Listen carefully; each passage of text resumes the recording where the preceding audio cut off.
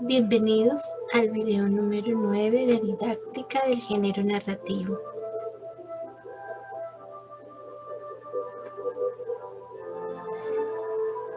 En este video vamos a tratar el tema del espacio que corresponde a uno de los elementos de la diégesis. El espacio está configurado de diferentes maneras. De acuerdo a los escenarios, puede ser un espacio fantástico, distópico, como ocurre, por ejemplo, fantástico como en El Señor de los Anillos de Tolkien, o distópico como en Un Mundo Feliz de Huxley. Puede ser un espacio público o privado. Acá, por ejemplo, tenemos con El Señor Mausoul en la novela El extranjero de Albert Camus. Cuando va al juzgado, bueno, a ser condenada, entonces esto se configura como un espacio público. En el privado tenemos, por ejemplo, como Agua para Chocolate, la protagonista o toda la historia está inmersa, en gran parte en la cocina.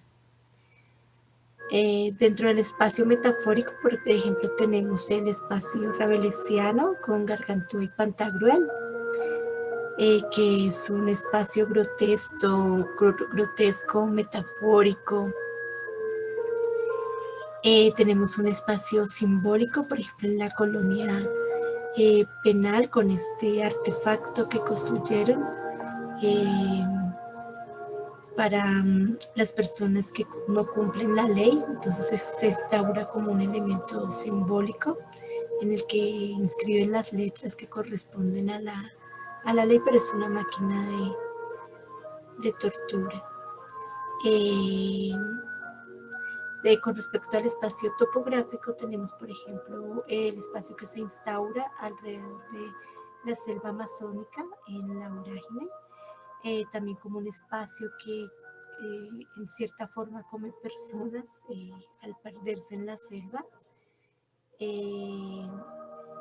Un espacio político, por ejemplo, tenemos en la obra La granja de George Orwell, en la que los personajes se han humanizado, son animales que se humanizan. Y tenemos, por ejemplo, que este cerdo corresponde el cerdo Napoleón corresponde a Stalin. En el espacio tenemos un espacio urbano y un espacio natural, que sería a nivel topográfico. De esta forma hay varios aspectos a tener en cuenta dentro del espacio literario. Por ejemplo, tenemos que hay un aspecto ontológico que corresponde a la teoría del ser, en el que se trata de retratar a modo fiel las condiciones sociales y sus objetos. Entonces, por ejemplo, tenemos aquí a Bartlett Bay, el escribiente, de Herman Melville, en el que se instaura un espacio citadino del cual quiere huir el protagonista. Él quiere extraerse de ese sistema. Está relacionado con ese campo minado de asfalto de Wall Street. Y bueno, es lo que quiere retratar, las condiciones de ese lugar lleno, sin vida, del que quiere huir Butterball. Tenemos también que hay un aspecto que tiene que ver con la fijación transtextual, que tiene que ver con los fenómenos espaciales y característicos de determinados géneros.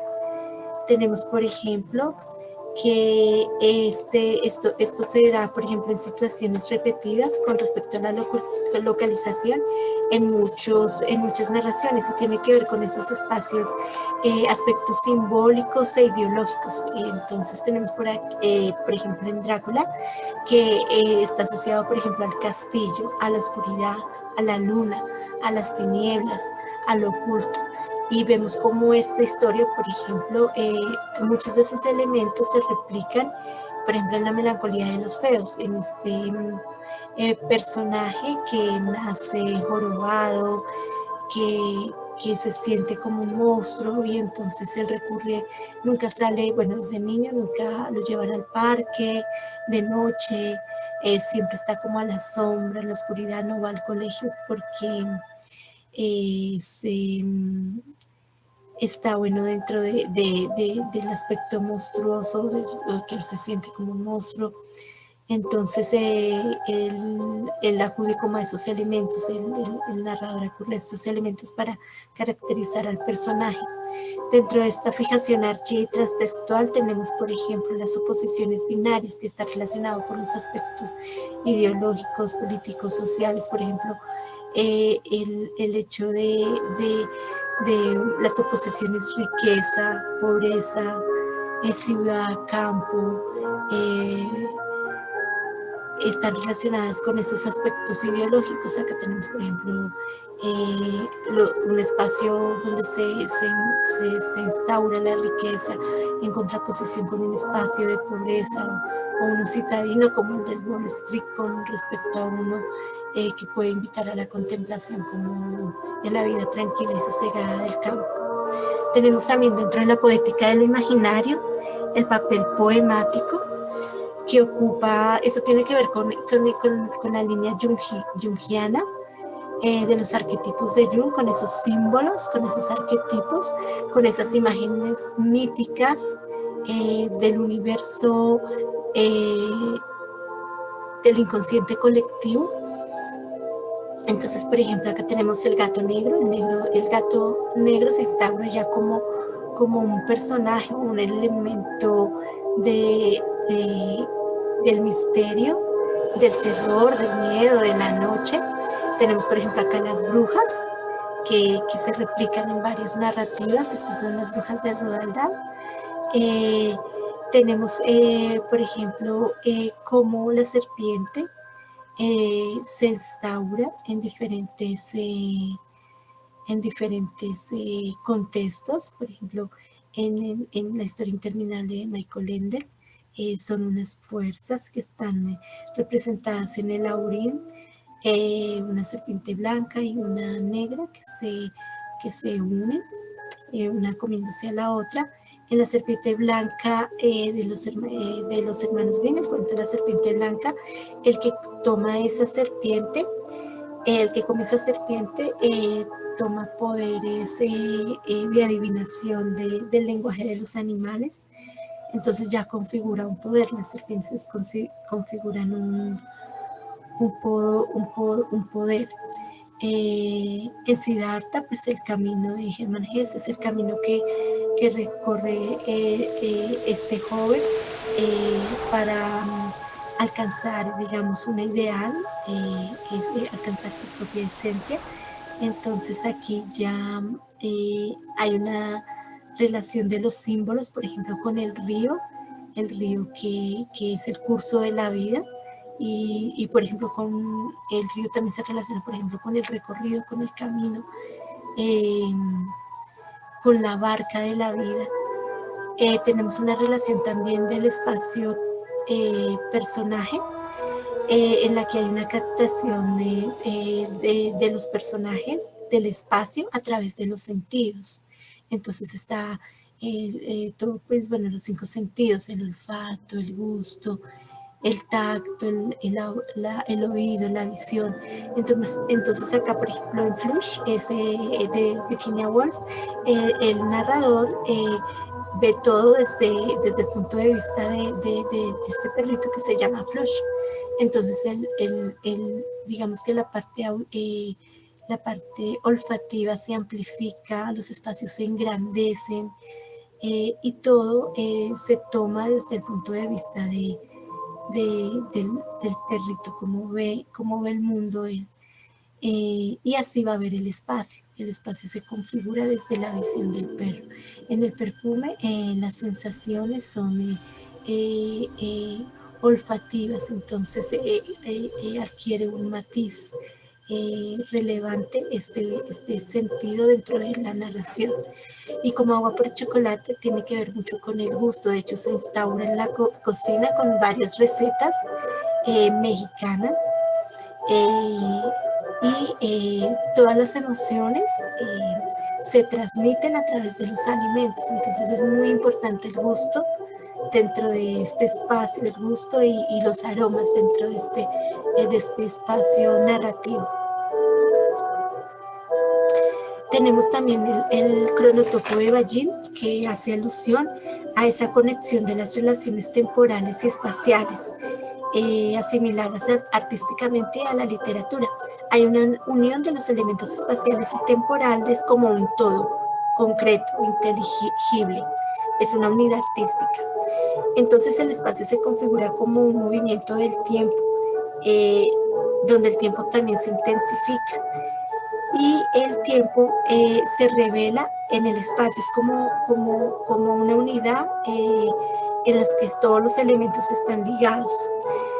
Acá tenemos una división que la hace Bakhtin de lo que es los cronotopos. Entonces tenemos la novela griega o de aventuras, donde el espacio es construido desde dos puntos, desde donde inicia la historia, por ejemplo, la unión por ejemplo, de Cariclea y Tésalo, y hay una serie de aventuras y el amor nunca termina, a pesar de él estar ausente. Bueno, al final de la historia ellos vuelven a estar juntos. Entonces hay un amor invariable durante toda la obra. Los motivos del camino, pues son precisamente ese camino, ese destino que es llegar otra vez al objeto amado. Hay naufragios, raptos, guerras, muerte, encuentros, desencuentros. El espacio se instaura como algo extraño, ajeno, amplio, porque es el mar, la tierra.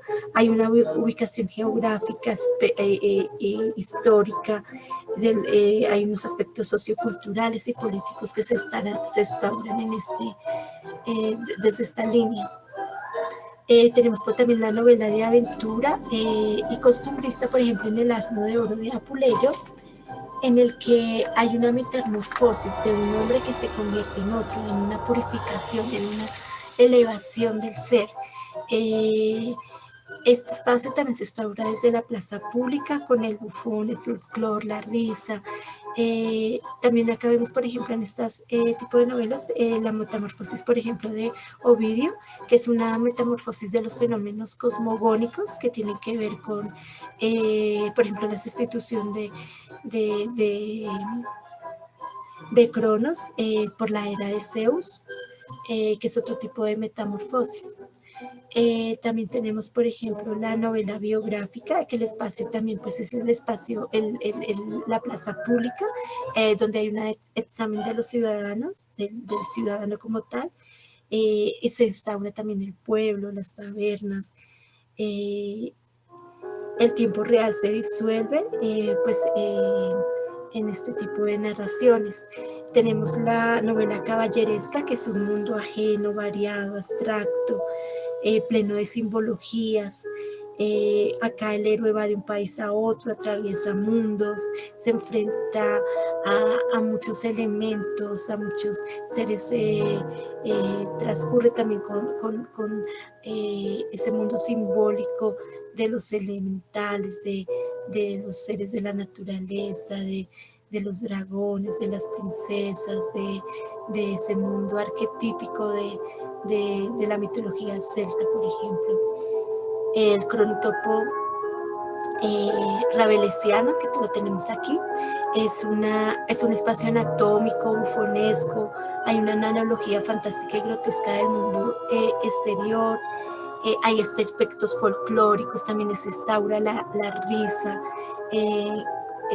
dentro del heroísmo cómico y burlesco, hay una resignificación humana de lo humano, se amplifica, pues se corresponde también con la época del Renacimiento, donde todo lo humano se instaura como punto central. Hay unas reflexiones médicas y naturistas, pues el autor Rabelais es médico, entonces hace una serie de alusiones anatómicas con respecto al espacio también. Tenemos la novela idílica del Cronotopo, en la que ya el lugar, la unidad, el tiempo, el espacio es privado, el lugar, la vida de las generaciones, entonces está la familia, el trabajo, las relaciones, el amor. Bueno, acá tenemos unos conceptos claves con respecto al espacio, entonces hay que tener en cuenta que hay unos mecanismos focalizadores, un uso de décticos, del aquí, de la ahora, del allí. Estos mecanismos focalizadores se relacionan, por ejemplo, con el cine, como con la cámara, o sea, qué es lo que estoy viendo a través de la cámara. Entonces, esto de la focalización tiene que ver, por ejemplo, desde cuál es la mirada, desde qué ángulo, cuál es el foco desde el cual se encuentra la historia. Por ejemplo, acá tenemos en Donde viven los monstruos, es un cuento para niños, y también, por ejemplo, la película Monster High, en la que la historia se cuenta desde el punto de vista de los monstruos. Si se contara desde el punto de vista de los niños, pues los monstruos pasaría a ser una narración de terror, a una narración en la que se involucran aspectos de la infancia, de la imaginación, acá por ejemplo en Donde viven los monstruos, o del cuidado del niño en Monster High. Bueno, acá tenemos Frankenstein, pues el foco está desde el punto de vista de las víctimas, de las personas que ven al monstruo, entonces cambia el foco. Esto tiene que ver también con el punto de vista y la distancia, que la distancia es la identificación afectiva que tienen y psicológica que tienen los personajes con el espacio. Y también, pues desde el punto de vista, Todorov habla de la visión, que es la óptica desde la cual son presentados los hechos, como lo habíamos dicho. Desde el punto de vista de los monstruos se instaura como una narración de terror, sino una narración de aventura. Acá se ve lo que es el objeto focalizado y el objeto focalizado y el focalizador. El objeto focalizado pues es el niño y el focalizador pues es el monstruo. La distancia tiene que ver con la mayor o menor identificación afectiva y psicológica de los personajes con el espacio. Por ejemplo, vemos aquí una relación muy íntima que establece Miss Ramsay, que es la protagonista de Alfaro, precisamente con Alfaro, cómo la obra se instaura alrededor de este elemento y del viaje que quiere realizar la familia al faro, pero que bueno, por muchos motivos se va postergando, por la bruma, por el tiempo, se va postergando. Acá la zona de acción este concepto está relacionado con la extensión y amplitud del acontecimiento que ocurre en la zona. Por ejemplo, acá tenemos a Daniel Ángel con su novela Silva, en la que la extensión y amplitud del acontecimiento es de un día, o sea, el último día de vida del poeta José Asunción Silva. Entonces vemos que toda la novela se instaura en un solo día, que es el último día de la vida de este personaje.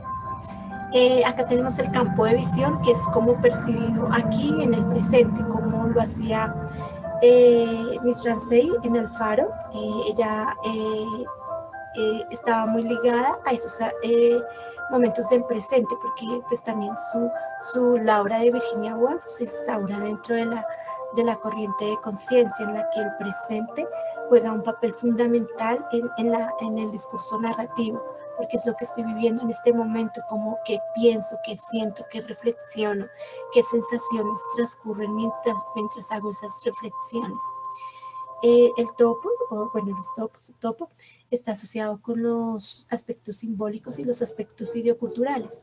Así, por ejemplo, tenemos en Madre, de Leche y Miel, de Nayat Hashmi, que ella hace alusión a varios aspectos ideoculturales, por ejemplo, la relación que se establece de los aspectos de las costumbres, de la relación hombre-mujer, de la maternidad, de los espacios públicos y privados con respecto a la tradición musulmana, a su libro sagrado del Corán y a todos los ritos que ellos hacen alrededor pues, de las creencias religiosas. Entonces aquí se instauran esos topos. También tenemos, por ejemplo, en la Casa de los Espíritus, que esta obra se instaura con esos aspectos políticos de los conservadores, de los socialistas, de la instauración de la dictadura de Pinochet ya al final de la obra. Acá tenemos 100 años de soledad, que también toca esos tópicos, por ejemplo, el enfrentamiento que hay entre liberales y conservadores, esa guerra que ocurre entre estos dos partidos políticos. Entonces ahí se instauran esos topos y buenos que se replican de un lugar a otro. Por ejemplo, acá también en Madre de Leche y Miel hay una guerra que se instaura en esos aspectos del Corán, de la religión como fundamento eh, eh, eh, contra todo lo que no está ligado a ellos. Por ejemplo, cuando la protagonista, Fátima, establece como cierta repelencia frente a lo que ella no considera de su tradición, por ejemplo, con los cristianos, porque para ella todos los que no fueran musulmanes eran cristianos. Cuando pues ella vive en España, como inmigrante, ella ve a todos los cristianos como seres que resquebrajan sus fundamentos, sus valores. Acá tenemos el funcionamiento del espacio en el texto narrativo. Según Segret, hay 3 estratos textuales, que son la fábula, la intriga y el discurso, y estos corresponden a 3 tipos de ordenación de los hechos. En la fábula es cronológica, está relacionado con el tiempo. En la intriga es narrativa, y en el discurso pues tiene que ver con esos aspectos discursivos de la ordenación de los hechos, con esas partes ideológicas, representativas. Acá tenemos también que estas ordenación de los hechos corresponden con unas dimensiones textuales. Acá tenemos los aspectos funcionales, que es todo aquello que representan los personajes, eso que no cambia en los personajes, y que los instauran como replicadores en diferentes narraciones. Está la intriga, que es escénica, la trama, y el discurso, que es verbal. Hay 3 planos espaciales del texto asociados a estos extractos textuales. Tenemos en la fábula el de la situación como tal, el de la intriga, que es actuacional, y el discurso, que es el representativo, el simbólico, el de los signos.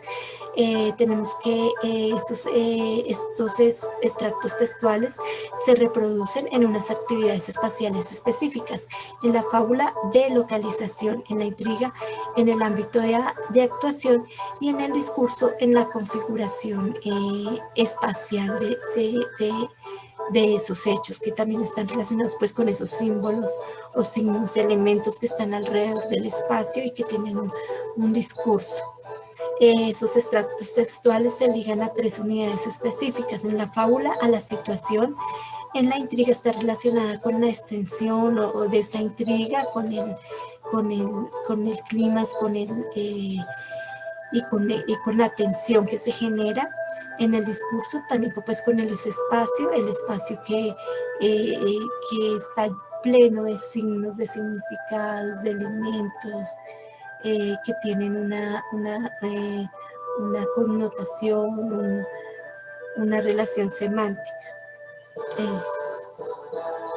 Los niveles estructurales del espacio según Soral, tenemos el nivel topográfico, están las funciones integrativas de Fleming en este nivel, o sintácticas o significativas de Barthes, que son las informaciones, que son aquellas eh, descripciones de los lugares, pero también revisten un aspecto simbólico, semántico. Tenemos, por ejemplo, como en Flores en el ático se instaura como un espacio importante alrededor de la obra, porque es allí donde se relacionan la mayoría de acontecimientos, donde está el hilo conductor de la historia. También tenemos, por ejemplo, en El gato de Allan Poe, en el que el sótano se instaura también como ese espacio oculto, misterioso, de terror. También, por ejemplo, en la historia que en el relato del señor del misterioso caso del Dr. Jekyll y Mr. Hyde, donde también es en el espacio privado, en su habitación, donde bueno, hay muchos elementos como un espejo, donde él puede ver su imagen, que es el otro, el alter ego, el ello de Freud, por ejemplo, que ha dividido a partir de un medicamento que él toma y que descubre. Entonces, cómo se instauran dos personajes en una misma persona, y cómo ese espacio se configura como elemento indispensable de esa transformación, de esa exención del ser. Tenemos también pues los espacios topográficos, la descripción de esos lugares, por ejemplo, como ocurre con el Hobbit de Tolkien y el Señor de los Anillos, que son esos espacios donde ocurren esas aventuras que vive, por ejemplo, el Hobbit, bueno, en el Señor de los Anillos, y que ya pues hemos visto las películas y podemos ver cómo esos espacios juegan un papel muy importante al interior de la narración. A nivel cronotópico tenemos la zona de acción, que es la extensión y amplitud de los acontecimientos que ocurren en la zona. Por ejemplo, tenemos pues como esta novela se instaura en un solo día. Esa extensión y amplitud de esos acontecimientos ocurren en esas calles que atraviesa el poeta en Bogotá y en su casa durante el último día de su vida. A nivel textual tenemos el campo de visión, que es la parte del mundo percibida como presente o existente aquí. Entonces tenemos, por ejemplo, Alfaro, donde Virginia Woolf, por ser una corriente de conciencia,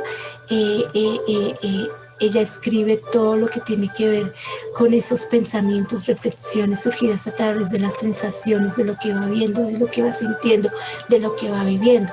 Acá tenemos un ejemplo, por ejemplo, hacía viento y las hojas se apartaban a veces, dejaban ver una estrella. Las propias estrellas parecían estremecerse, parecían destellar entre los bordes de las hojas. Este video se hizo con base en el libro Teoría de la Narrativa, una perspectiva sistémica de Valles. Gracias.